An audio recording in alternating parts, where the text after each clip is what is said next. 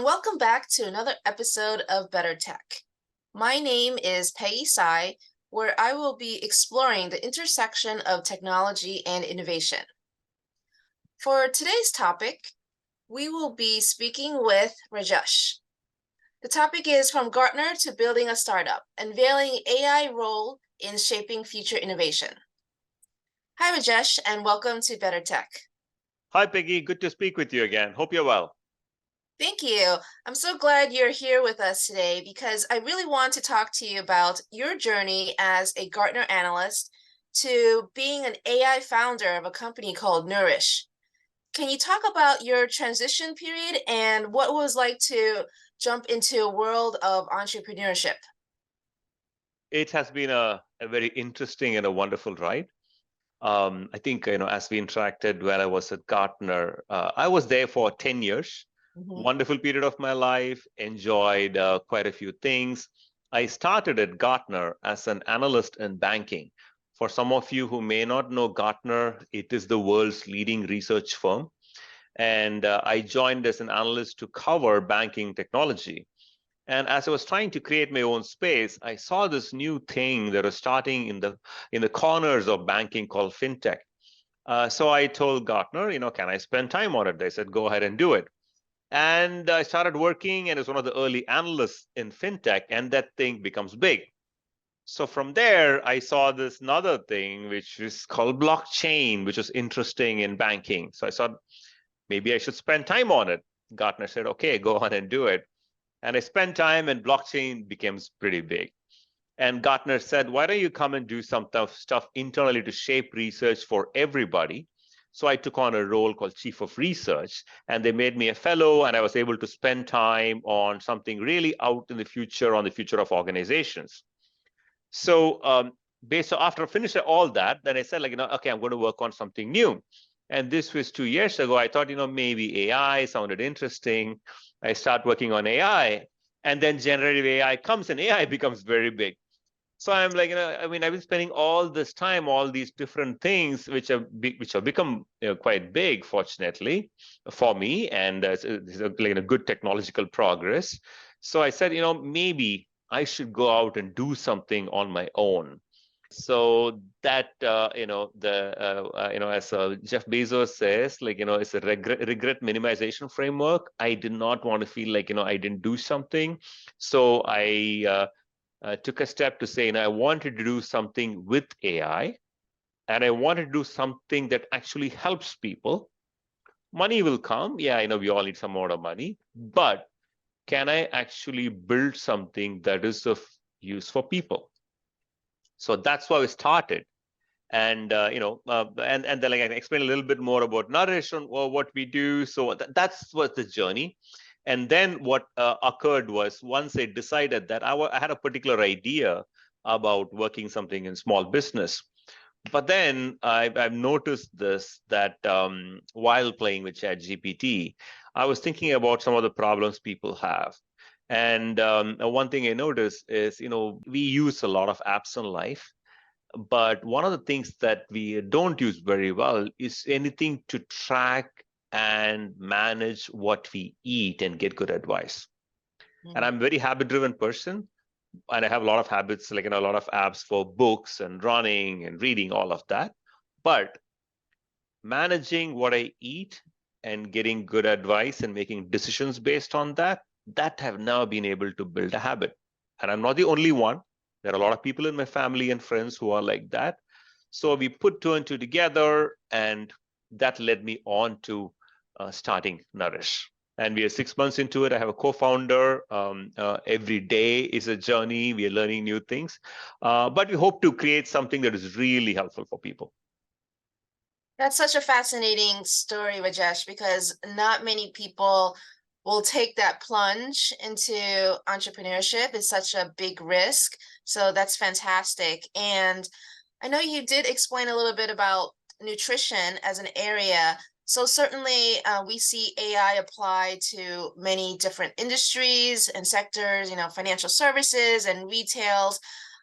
So it's very interesting how you want to apply AI in the nutrition space, but can you also talk about other than nutrition, perhaps what other unique opportunities you see AI being applied, or really where AI can be a huge benefit in shaping that changing that industry? Yeah, absolutely. I think it's a if I so if you think about the application of AI, right? Let's start with saying what we are doing, and then expand onto for other industries. Fundamentally, our goal is to help you manage your nutrition better and good advice for make better decisions. Now, that is what what we want to do. And this problem has existed forever. And it does, because it's not just us. Companies want to sell us stuff to make money. And there's a lot of more than 50% of the population wants to lose weight in this country. Now, when we have such new technology, such as AI, that comes in, it provides us an opportunity to make a step change improvement in some of these things. For example, in our case, what we believe is, because of generative AI, we can make it significantly easy for you, anybody, to be able to track what they eat using speech interface, using the ability of generative AI to understand us, etc. Right? And to be able to mix your nutrition patterns, behavioral psychology, culture, to be able to give us good advice. So that is in nutrition, but that is not unique to nutrition at all. A lot of the problems that computers today, before AI, what they're good at are problems in which you can break it down into simple rules. The world of deterministic computers. But real life has got many other things mixed in. It's very probabilistic. For instance, we don't know exactly whether it's going to rain today or not. I can look at some statistics and all that. So do I take an umbrella or not? We make a lot of decisions just based on heuristics every day. Mm-hmm. A CEO, or whether you're trying to take an umbrella, or whether you're a CEO trying to make a decision whether I want to hire this person as my CFO, or do I put a new plant in Austin, Texas. All these decisions we make based on heuristics. AI now brings us the ability of probabilistic computing to all this. So we can apply computers in such a more vast area. So as I mentioned, these problems are across industries, nutrition, healthcare, medicine, whether it's in banking, fraud, there is not one set of industries. Basically, we have expanded the scope of computing into a wider array in the world. Does it help? Yeah, no, absolutely. I think that is really interesting for the world that we all live in today, that we're all being immersed in the different opportunities. We're not just learning about AI, we're actually experiencing it as well. So I know that before preparing for this podcast, I looked at your LinkedIn, and I actually subscribed to your AI First newsletter. And I love how you talk about how you actually build your company Nurish as an AI first company, and you actually implement a lot of those practices. So can you talk more about how Nurish is leveraging AI, how the AI plays in your company's products and services? Absolutely. So as I mentioned, so when you're building Nourish as a company that helps you to manage your nutrition, there is another part of Nourish, which is when I left Gartner, was when I was thinking about the future of organizations, in which we will find new types of organizations that are built for a digital economy. That was my fundamental idea at the time, because while many companies today make use of digital technologies, they are still built and operate like companies from the industrial era. Yeah. And over history, with industrial revolutions, companies change not just what they do, but how they are structured and how they operate to make use of the new technology. It had not occurred to digital. Then when AI came, I realized that it's because digital technology was not fully ready to change the operating model of a company. And I believe AI will. So what do I mean by that is, if you think about how we structure, how we make decisions in companies, the CEO level all the way through, we rely on humans, we talk to humans, we structure our business units and functions that way. Our processes are built for humans, and then we operate that. But now we have this really powerful technology which challenges the notion of intelligence. So if that is the case, how do I use that technology first? Doesn't mean I ignore humans, but rely on the power of this technology and then use humans where humans' knowledge and work is much, much more needed. So kind of that's what I call as the AI first approach. You look at AI first and then humans come in. So that could be at all levels. Every day when me and my co-founder wake up and start our work, we have a list of things. And as part of that, we keep thinking if I'm going to do this, how do I start with AI first? Mm-hmm. For example, if you I have to put in we are a team of two and we have others who are helping us in development and design. But it's not like my previous company, like Gartner or Citigroup, where there are thousands of people, right? So we have nothing. We're starting with nothing. So to develop a process, for instance, for me to be able to build a strategy for social media, how do I want to start building a social media strategy? How do I use these channels at this stage for us to get an enough number of users who are interested in trying out our app? How do I build that? Can I go and hire somebody with social media? Maybe, but that's an investment. But can I scale myself to be able to quickly come up with a strategy and go to and implement it? I can rely on generative AI tools. Or my co-founder, when we are trying to build a set of features and test our hypothesis with our prototype, can we quickly develop these features and test it? Can we use, now with code generation, we can do that. So there are a set of areas where we think AI first. But to make it, but that is kind of, at a high level. But how you think about it, there are 4 key places where we see AI first applies. I've written in detail about this in my blog. Peggy, thanks for subscribing to my newsletters. Everybody is welcome as well. Under my name, if you find it, Rajesh Kandaswamy, you would get the newsletter. You can subscribe for it. So there are 4 key areas. 1, what is value itself? Does it change because of AI? For example, I'm using my Nurish as an example. And if there were apps before that help you manage and log what you eat, but they don't necessarily give you advice in terms of based on your logging habits and your nutrition, say give you an additional tip to strengthen it or anything. With generative AI, we can. So what is value itself that we offer to the customer can be enhanced, whether with new value or with improved value. That's number 1. What is value? The second is, how is this value created? Can we apply AI? So the code generation is a good example. So how can they use AI-based tools instead of a developer creating every bit of code? But there are lots of code which is common. Nurish needs a login. Other apps have login. Do I need a developer to sit in all the login code and test? Can a code generation tool not do it? AI-based code generation can do it faster. So like that, how can I use AI to create our value? That's number 2. The third is, how is value delivered to the customer? In that area, there are a set of things. I'll give another example from Nurish. Our customers, they want to make the right decisions and track what they eat so that they can make better decisions. But what happens is we forget. Life comes in the way.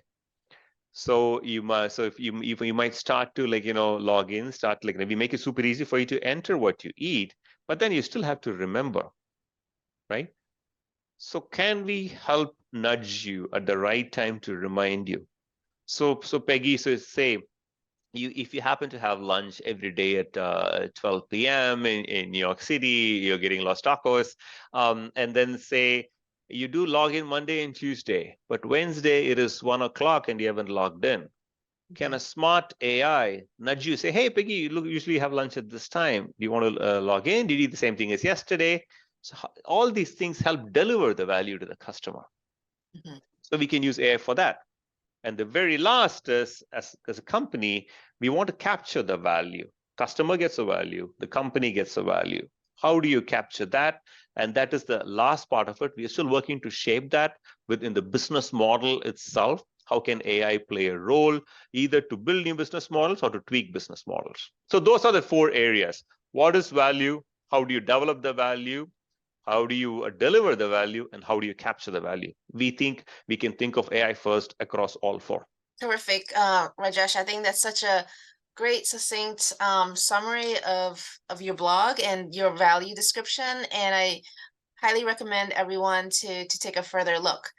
But what's also very interesting is certainly the benefits of AI and generative AI that you've highlighted, but there's certainly a lot of gaps or learnings that generative AI needs to do to really catch up to some of the realities. And I think you had a great example in one of your writings where certainly the conceptual aspect of AI is not always there because of the right context. And I think he used the example, the definition of commitment of how AI sometimes can misinterpret that. So I think while many of us are looking to see the benefits of AI, I think the caution obviously is being aware of output. So how do you see Nurish playing a role in either retraining or your AI team helping to retrain or remodel the definitions and help AI be better and smarter for today's world? Exactly, that's very important, right? That issue. It's all life is not perfect. AI is nowhere close to perfection, and it's got more issues than most other technologies because it's also not a deterministic technology. It's some of the issues that many of the listeners might already be aware are consistency and the hallucination. Some of these issues are prevalent, whether it is using generative AI or not.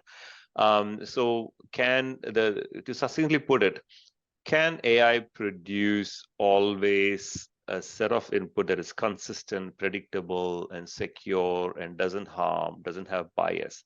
The answer is not a universal yes. The answer is it's muddled, right? And if you say in absolute terms, no, it doesn't. So what that implies is to a company like Nurish, which is trying to make this bet on AI, we can't rely on AI doing perfectly, and we can't tell our customers as though it is giving you anything perfectly. But what we see is the improvement in this technology is very high every day because of algorithms. So the way we are building it is not just based on where AI is today, but one thing we have learned through many technologies is technology only improves over time. As long as there is enough promise in it, there will be money and the best minds that go in, and it will improve. And that's what we are betting on. It's not just that it is perfect today. We just think that yes, there is scope for improvement. It may never reach perfection, but it will improve tomorrow than today. So how can you use it in places where it is good enough and much better than what exists today from other technologies, and invest there? And as the technology becomes better, expand the use of it and do even bolder things. That's our hope. Yes, we can put in filters and frameworks and enough guardrails, but we don't think it's going to be enough for everything. In some places, it's going to be expanding over time. Absolutely. I think that's such great advice. And just expanding on that advice as well is certainly a lot of listeners on this podcast are potentially entrepreneurs or looking to build or grow their existing company. But what advice would you give to other entrepreneurs that are looking to follow your path? They have a vision, they have a product idea for an AI first company. What lessons have you learned in just your initial 6 months of building your company? I would mention a few things. One is being an entrepreneur itself is it's hard. It's every day is a new day. As I mentioned, I'm a very structured person, and you are working in the confines of a company. I always work for somebody all my life till I started Nourish. And there is so much structure that you just take it for granted.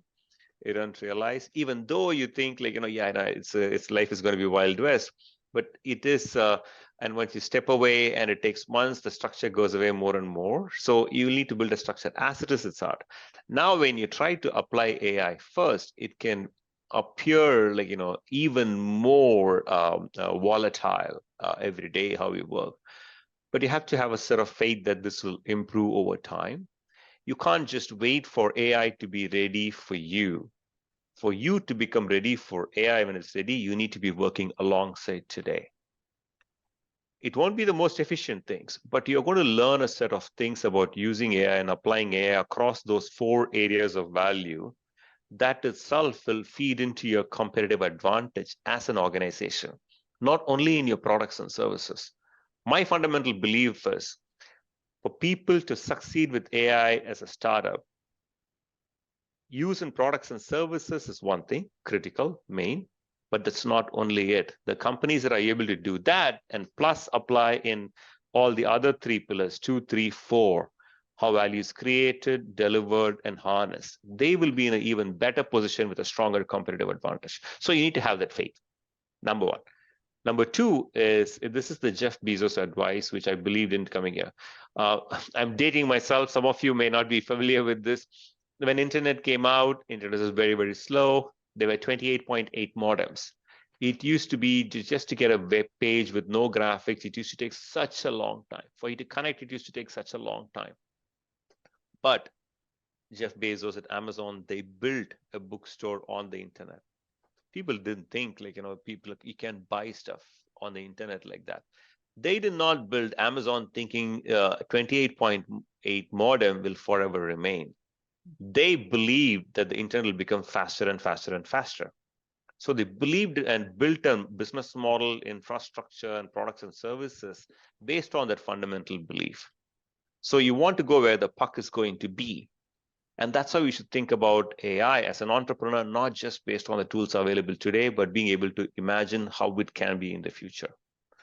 That's the second thing. The second thing that I would recommend. And the third thing, this is also an important one thing we realize is application of AI is a little different compared to others. The way I would think about it is many technologies, say you have a powerful technology, you have a particular business area or a problem. You say, this is the problem, this is the technology. How do I apply this technology? In AI, one of the questions is not just taking the problem and starting how to apply. You actually want to think back to say, okay, this problem, what is the larger process? And what is the larger objective? And then try to think an analysis of like do scenario planning of at what level do I want to apply AI in. The reason why it's critical is most of business processes are today based on humans and deterministic computers. AI can radically change the status quo. It can only change the status quo if you're willing to ask the question, is this problem itself valid? Is this process itself valid? Is there a fundamental way we can solve this problem better for the customer, better and more efficient, and make it easy for our employees to do a better job? So you need to take a step back rather than only take a look at how we can apply AI. That, as a founder, as an entrepreneur, I do believe it's a unique opportunity if you are in this space. Technologies come all the time, but large general purpose technologies do not come all the time. And I think we are in the cusp of something really profound that is already starting to touch on many of our lives. It's going to get only bigger. So I would urge that third look. Absolutely. And I love how you're thinking about AI not just as the product service, but holistically applying it to all areas of how you're structuring the company, how you're operating, and the whole mindset, which is absolutely refreshing here. But certainly as you are creating these new structures, creating these new processes in your company, it is, for most people, the first time they're really integrating AI into the core of your business. And I know you mentioned some challenges, but what other challenges did you have when you actually did that application of integrating AI, and love to hear how you overcame them. Yeah, it's the reliability and the consistency is one of the biggest problems. For example, it is in our case one of the things we are doing for our customers is to be able to give advice based on their food patterns. So for simple things such as you've been saving logging over the last 2-3 weeks, and then you want to ask it, hey, how am I tracking towards my goal of reaching this weight by this day, right? And so we want to be able to offer it some clear ideas and some clear advice. You can directly use generative AI models for it to some extent for directly. It's not a medical doctor or a nutritionist, but it can give you some simple advice. To do that, you want the advice to be consistent. You want the advice to be every time you ask it, somewhat respond in a predictable fashion, whether in terms of the content, length, tone, all of that. It's hard to get that. And also, it's not only hard to get that, it is also hard to see the effect of what you're learning and applying as a change and get it consistently back. So that is a problem that affects a small startup in multiple ways. How much time do I spend on to reach a level of perfection that I'm comfortable with? Can I prove it? How can I do something like that and still be comfortable? I'm going to push this product in front of a customer. That is hard. And how are we addressing that? It is we identify a set of places where we feel that we have reached this level of perfection. The risk of getting something not perfect here, if it is low enough, let's go ahead and do it. So it is a balancing act. There is no one clear answer. And in fact, what we're realizing is, as one of you're kind of building a bridge as you walk on it. That's how I feel every day in terms of building these solutions. There are lots of people writing content on AI, but this all at a very general level. These are some very specific problems. They will get solved over time. But today, it is as a startup, you realize that there are no best practices in these things. And what it says is best practice is just one more person trying something. So it will take some time for these technologies to play out and mature. And that's okay. Because if it's all if everybody gives you a template on how these things are supposed to work, that means this industry has already reached a point in which a lot of the innovation already occurred. So it is exciting. We love what we do, and we, though it is not the bed of roses, we are enjoying it. I think anyone listening to this podcast can certainly hear that enthusiasm and joy in your voice, Rajesh. Thank you. I'd love to also have you talk about, what are the future plans for your company, Nurish? I'm certainly sure you have a long roadmap, but what are the potential opportunities that you're looking forward to? Yeah, I think I'll answer this in two ways. Right now, what we are doing is we are focused very much on getting a good early version of our product available to everybody to try. We are if you are interested, please look at www.nourishme.net, NURISHME.net. We'll put it in the show notes as well. You can sign up to be added to the pre-launch wait list. So we want many people to try, get feedback, and then over time, over the next 6 months, launch the product to people. Right now, our focus is to get the solution right to work for a set of people and get their feedback. That's what we're doing. And as part of that, once we do that on the technology side, what we're doing is our initial product focuses on a few areas. One, how can we make it super easy for all of us to get a clear view on what we eat easily? That's where Nourish shines, right? It is today's apps are good work for a certain number of people, but a lot of people give up because it's so hard to go in and punch in everything. What if we can just tell the app, like, hey, you know what, I made myself a smoothie with half a cup of oat milk, a few leaves of spinach, and a handful of strawberries. And tomorrow you can say, by the way, I had the same smoothie as yesterday, but today I also added half a cup of yogurt. So you can do things like that. So to do that, today we are using directly some AI models from others, but over time we will build our own AI model that is specific to nutrition databases. We already have work in progress, and we're building that. And then we are building combinations of models. Can we mix nutrition with behavioral psychology together to be able to give advice? And because it's changing food habit is a part, food is a very complex thing. It is part our biology, part our taste, part our behavior patterns, part our culture, and all these things mixed together. So it's actually fascinating. As you can see, when these things mix together, the traditional technology won't be able to handle, but we believe AI can. So we plan to introduce AI in many of these areas over time. That's what you're planning to do. Fantastic. I know that nutrition is certainly a big conversation for many people in terms of being, having good health, and is very important. So, certainly the introduction and usage of AI will certainly be a game changer for many people. So Rajesh, we are closing up towards the end of our podcast. I know that we covered many topics, but want to give you the last few minutes to really share any final thoughts or messages with our audience today. Absolutely. I think the first thing I would say is I do think we are on the cusp of something profound. AI, one thing we have noticed is, first of all, as we spoke through the podcast, it expands the scope of computing. That itself is powerful. And second, the reason why I quit my job to come and do this is based on the future of how AI evolves, right? We are already seeing that AI's improvement is going to become better because of a few things. One, all the investment, all the people involved were in these big companies and these big labs. There is going to be a tremendous influx of smart people who are building it right now, who's going to make AI better. That's one, people, right?